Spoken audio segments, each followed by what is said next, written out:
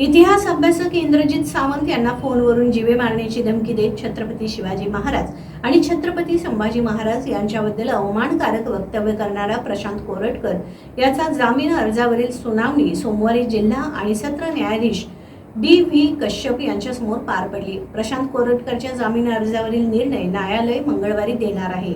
इतिहास अभ्यासक इंद्रजित सावंत यांना फोनवरून जीवे मारण्याची धमकी देणाऱ्या प्रशांत कोरटकर यांच्या जामीन अर्जावरील सुनावणी प्रक्रिया आज कोल्हापूर जिल्हा आणि सत्र न्यायालयात पार पडली।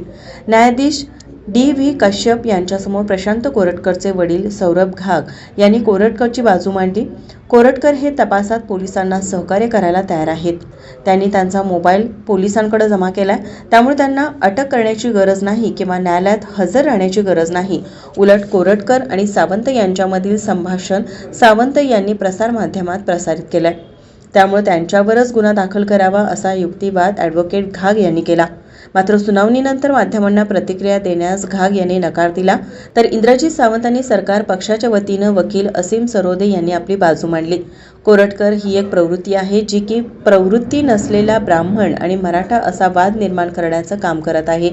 कोरटकर यांचे अनेक वरिष्ठ पोलीस अधिकाऱ्यांशी संबंध आहेत।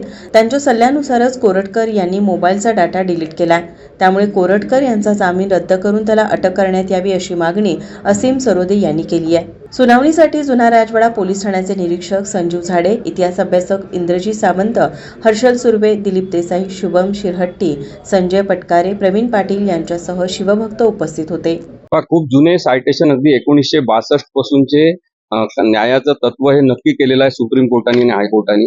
त्यांनी म्हटलं की प्रथम दर्शनी असं दिसलं असेल आपल्याला की एखादं स्टेटमेंट करण्याचा उद्देश हा जाती धर्मामध्ये तेढ निर्माण करणं, समाजामध्ये विकृती निर्माण करणं आणि आपण म्हणतो की महान व्यक्तींबद्दल मुद्दामून तसं बोलण्याचा प्रयत्न असणं, हे त्यांच्या स्टेटमेंटवरून, टोनवरून, त्या वाक्यांच्या संवादाच्या रचनेवरून आपल्याला दिसत असेल तर मग त्या व्यक्तीने तो गुन्हा केलेला आहे।